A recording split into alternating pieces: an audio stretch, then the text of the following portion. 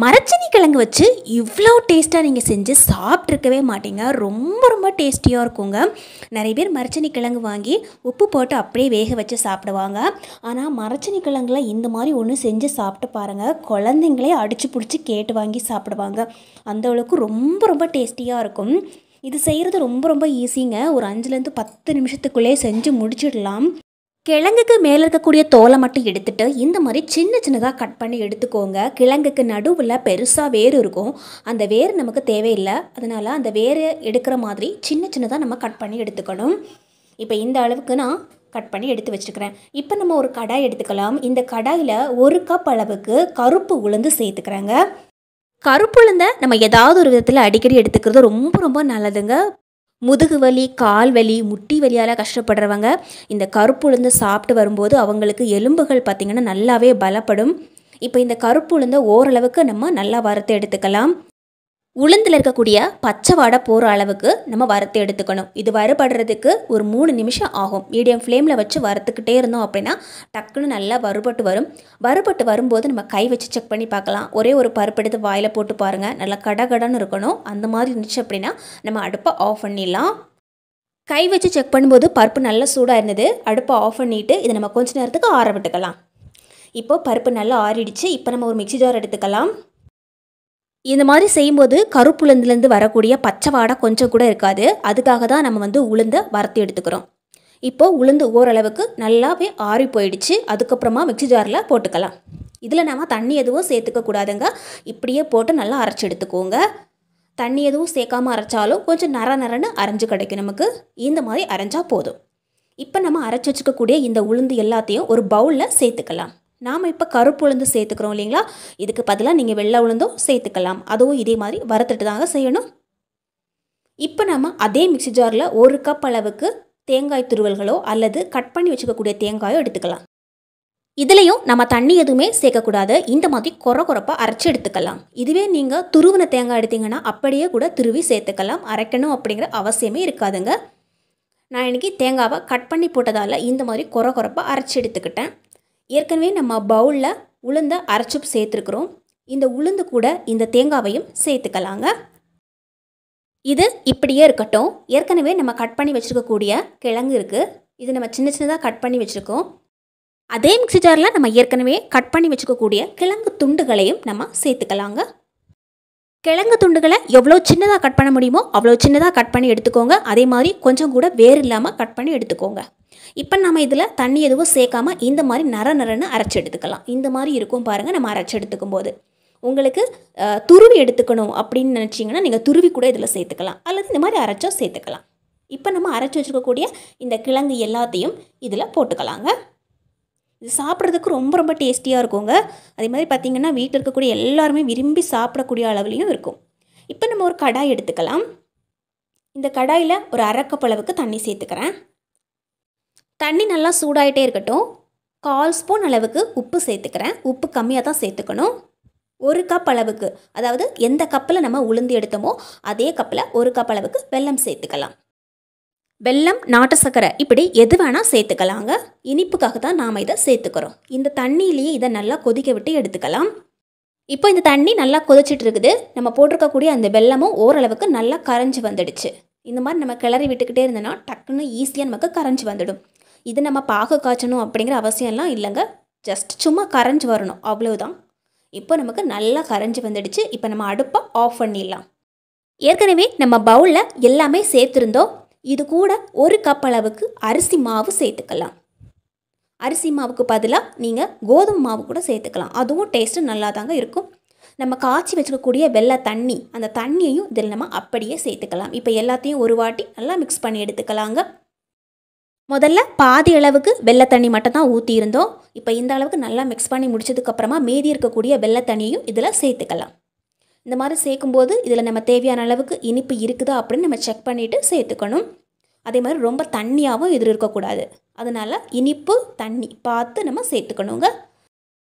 நம்ம மிக்ஸ் பண்ணி முடிக்கும்போது பார்த்திங்கன்னா இந்த மாதிரி இருக்கணும். எல்லாம் ஒன்றோட ஒன்று ஒட்டி இருக்கும்.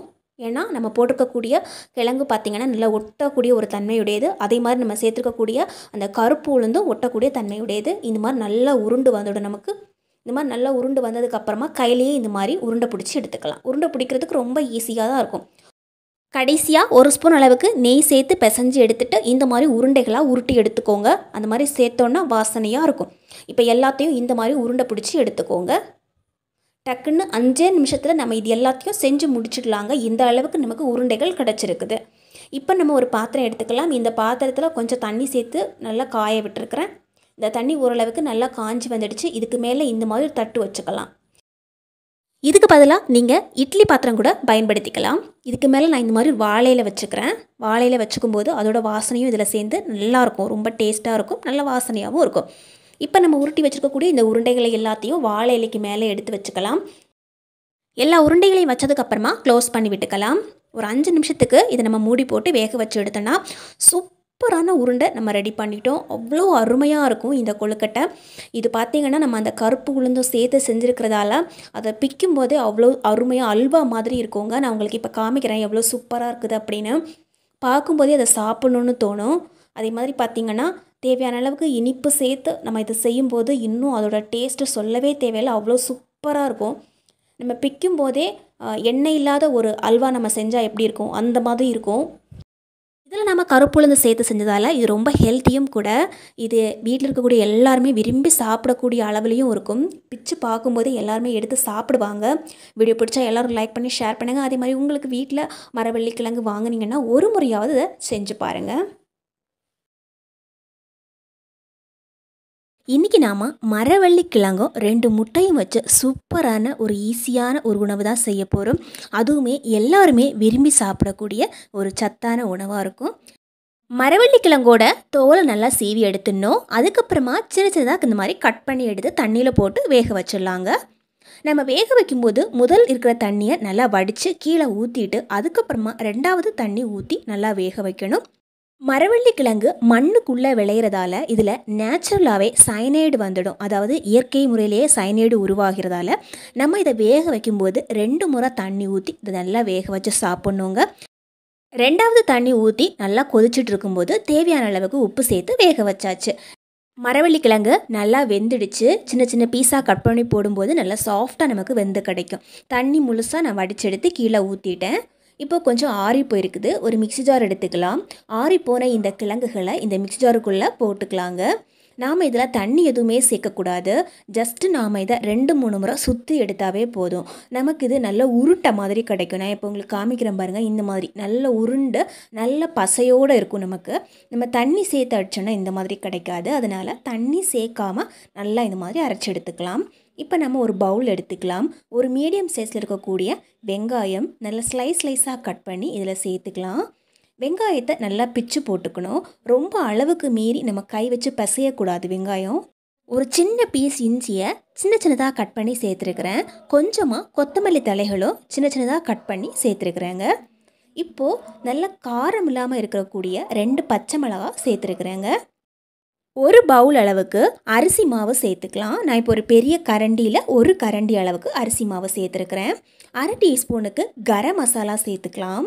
1/2 டீஸ்பூனுக்கு சிக்கன் மசாலா சேர்த்துக்கலாங்க. இப்போ நம்ம கொஞ்சம் காரத்துக்காக 1 டீஸ்பூனுக்கு மிளகாய் தூள் சேர்த்துருக்குறோம். சப்போஸ் நீங்கள் நல்லா காரமாக இருக்கிற பச்சை மிளகாய் சேர்த்திங்கன்னா இந்த மிளகாய் தூளோட அளவு கம்மி பண்ணிக்கணும். இப்போ நம்ம 1/2 டீஸ்பூனுக்கு மஞ்சள் தூள் சேர்த்துக்கலாம். நாம் அரைச்சி வச்சுருக்கக்கூடிய இந்த கிழங்கையும் இதில் போட்டுக்கலாங்க. இப்போது இந்த கிழங்கை இதில் சேர்த்தாச்சு. 1/4 டம்ளர் அளவுக்கு தண்ணி சேர்த்துக்கணும். நார்மலாக குடிக்கிறதுக்காக யூஸ் பண்ணக்கூடிய தண்ணி 1/4 டம்ளர் அளவுக்கு சேர்த்தாச்சு. இப்போ நான் கை வச்சு நல்லா பிசைஞ்சு எடுக்க வேண்டியதான். நம்ம ஏற்கனவே மாவு சேர்த்துருக்கிறதால நமக்கு கையில் ரொம்ப ஒட்டாமல் இருக்கும். அதே சமயத்தில் நல்லா மிக்ஸ் பண்ணுறதுக்கு ஈஸியாக இருக்குங்க. நம்ம வெங்காயத்தை இந்த மாதிரி நீல வாக்கில் கட் பண்ணி போடும்போது தான் டேஸ்ட்டு நல்லாயிருக்கும் நமக்கு. சப்போஸ் நீங்கள் குட்டி குட்டியாக கட் பண்ணி போடணும்னு ஆசைப்பட்டீங்கன்னா அந்த மாதிரி கூட கட் பண்ணி போட்டுக்கலாங்க. இப்போது இந்த மாதிரி நல்லா பிசைஞ்சு எடுத்துட்டோம். மரவள்ளி கிழங்கு நம்ம வீட்டில் வாங்கினோன்னா சின்ன பீஸாக கட் பண்ணி வச்சு வேக வச்சு மிளகாத்தூள் வச்சு கூட சாப்பிடுவாங்க. இந்த மாதிரி நம்ம செஞ்சு கொடுக்கும்போது நம்ம வீட்டில் இருக்கக்கூடிய குட்டி சின்ன குழந்தைகள் கூட விரும்பி சாப்பிடுவாங்க. சப்போஸ் இது பிசைஞ்சிட்டு இருக்கும்போது கையில் ஒட்டுற மாதிரி உங்களுக்கு ஃபீல் ஆகிடுது அப்படின்னா நீங்கள் கொஞ்சமாக கையில் எண்ணெய் ஊற்றிட்டு அதுக்கப்புறமா நல்லா பிசைஞ்சு எடுத்துக்கலாம். பிசைகிறதுக்கு ரொம்ப ஈஸியாக இருக்குங்க. இப்போ கையில் கொஞ்சமாக நெய்யோ அல்லது எண்ணெயோ கொஞ்சமாக அப்ளை பண்ணிவிட்டு அதுக்கப்புறமா ஒரு சின்ன சின்ன உருண்டையாக இந்த மாதிரி பிடிச்சி எடுத்தோம்னா இந்த மாதிரி நீள் வாக்கில் வரும் நமக்கு. அல்லது உருண்டையாக கூட செஞ்சு எடுத்துக்கலாம். நமக்கு எந்த ஷேப்பு வந்து பிடிக்குமோ அந்த ஷேப்பில் இதை யூஸ் பண்ணிக்கலாம். இப்படி நான் வந்து நீள் வாக்கில் தான் இந்த மாதிரி எடுத்துருக்கிறேன். இது வந்து எடுக்கிறதுக்கு இந்த ஷேப்பில் எடுக்கிறதுக்கு கொஞ்சம் ஈஸியாக இருக்கும். அதனால் நான் இந்த ஷேப்பு யூஸ் பண்ணிக்கிட்டேன். ஜஸ்ட் நம்ம பிடிச்சிட்டு கையில் வச்சு ஒரு அமுக்குனா போதும், அந்த ஷேப் நமக்கு ஈஸியாக கிடைக்கும். இதே மாதிரி இந்த பவுலில் இருக்கக்கூடிய எல்லாத்தையுமே நாம் இந்த மாதிரி உருட்டி எடுத்துக்கலாம். எனக்கு இன்றைக்கி நிறைய உருண்டைகள் கிடச்சிருக்குது. இப்போ எல்லாத்தையும் நான் உருட்டி வச்சுட்டேன் பாருங்கள். பார்க்குறதுக்கு ரொம்ப அழகாக இருக்கும். ஸ்கூல் விட்டு வர குழந்தைங்களுக்கு இதை செஞ்சு கொடுத்தீங்கன்னா அவங்க இதில் ஒரு பீஸ் கூட மிச்சம் வைக்க மாட்டாங்க. இப்போ நம்ம ஒரு பவுல் எடுத்துக்கலாம். இந்த பவுலில் 2 முட்டை மட்டும் உடச்சி ஊற்றிக்கலாங்க. நாட்டுக்கோழி முட்டையும் எடுத்துக்கலாம் அல்லது சாதாரணமாக நம்ம கடையில் வாங்கக்கூடிய முட்டையும் எடுத்துக்கலாம். நான் இன்றைக்கி கடையில் வாங்கின முட்டை தான் யூஸ் பண்ணியிருக்கிறேன். 2 முட்டையை உடச்சி ஊற்றியாச்சு. இப்போ நாம் இதில் 1/2 டீஸ்பூனுக்கு உப்பு சேர்த்துக்கலாம். இந்த முட்டைக்கு தேவையான அளவு உப்பு மட்டும் சேர்த்துக்கணும். 1/4 டீஸ்பூனுக்கு மிளகு சேர்த்து இந்த முட்டையை நல்லா மிக்ஸ் பண்ணி எடுத்துக்கலாங்க. ஒரு விஷயம் உங்ககிட்ட சொல்ல மறந்துட்டேங்க. முன்னாடி நம்ம கிழங்கு பிசைவோம் இல்லைங்களா, அந்த டைம்லேயே கிழங்குக்கு தேவையான அளவு உப்பு சேர்த்து தான் நம்ம பிசைவோம். அது உங்ககிட்ட கிழங்கு பிசையும் போது நான் சொல்லாமல் விட்டுட்டேன். ஆனால் நான் வந்து உப்பு சேர்த்து தான் பிசைஞ்சிட்டேங்க. இப்போ இந்த முட்டையை நல்லா இந்த மாதிரி பீட் பண்ணி எடுத்துக்கலாம். ஒரு ஃபோர்க் ஸ்பூன் வச்சு அந்த மாதிரி மிக்ஸ் பண்ணோன்னா மிக்ஸ் பண்ணுறதுக்கு ரொம்ப ஈஸியாக இருக்கும். ஒரு தட்டு எடுத்து கொஞ்சமாக ரவை எடுத்து வச்சுக்கலாங்க. ரவையை இந்த மாதிரி பரப்பி வச்சுக்கலாம். இப்போ நம்ம உருட்டி வச்ச இந்த கிழங்கு உருண்டைகளை இதில் இந்த மாதிரி முக்கி எடுத்துக்கலாங்க. முட்டையில் ஒரு தடவை நல்லா முக்கி எடுத்துட்டு அதுக்கப்புறமா இந்த ரவையில் இந்த மாதிரி பெரட்டி எடுத்துக்கலாம். இதுக்கு பதிலாக ப்ரெட் இருந்ததுன்னா அதை மிக்சியில் போட்டு நல்லா பவுட்ரு பண்ணி அந்த பவுடர்லேயும் மிக்ஸ் பண்ணி எடுத்துக்கலாம். இல்லை ப்ரெட் க்ரம்ஸ் இல்லை அப்படின்னா இந்த ரவை கூட யூஸ் பண்ணிக்கலாம். அதுவும் சாப்பிட்றதுக்கு டேஸ்டியாக தான் இருக்கும். இப்போ நம்ம நல்லா எண்ணெய் சூடானதுக்கப்புறமா இதில் போட்டுக்கலாங்க. இது வந்து நம்ம 2 நிமிஷம் வேக வச்சாவே போதும். ஏற்கனவே நம்ம சேர்த்துருக்கிற பொருட்கள் எல்லாமே 3/4 வெந்த பொருட்கள் தான். அதனால் இது வேகிறதுக்கு ரொம்ப டைம் எடுத்துக்காது. ஜஸ்ட் 5 நிமிஷம் வேக வச்சாவே நமக்கு நல்லா வெந்து கிடைக்கும். அதே மாதிரி அதிகமாக எண்ணெயும் குடிக்காது. இப்போ நமக்கு நல்லா வெந்துடுச்சு. நம்ம அந்த உருண்டைகளை வெளியே எடுத்து வச்சுக்கலாங்க. ஸ்கூல் விட்டு வர்ற குழந்தைகளுக்கு ஒரு முறையாவது செஞ்சு கொடுத்து பாருங்கள். ஒரு பீஸ் கூட மிச்சம் வைக்க மாட்டாங்க. சாப்பிட்றதுக்கு ரொம்ப டேஸ்டியாகவும் இருக்கும். ஒரு வித்தியாசமான முறையில் செஞ்சது மாதிரியும் இருக்கும். இப்போ எல்லாமே வெந்துடுச்சு. நான் எடுத்து வச்சுருக்கிறேன். இதை தொட்டு சாப்பிட்றதுக்கு டொமேட்டோ சாஸ் கூட யூஸ் பண்ணிக்கலாம், சில்லி சாஸ் யூஸ் பண்ணிக்கலாம். எந்த வகையான சாஸாக இருந்தாலும் இதில் தொட்டு சாப்பிடும்போது செம்ம டேஸ்டியாக இருக்கும். முக்கியமாக நம்ம வந்து டொமேட்டோ சாஸில் முக்கி சாப்பிடும்போது தான் சுவை ரொம்ப அட்டகாசமாக இருக்குங்க. ஒரு முறையாவது செஞ்சு பாருங்கள். தேங்க்யூ ஃபார் வாட்சிங்.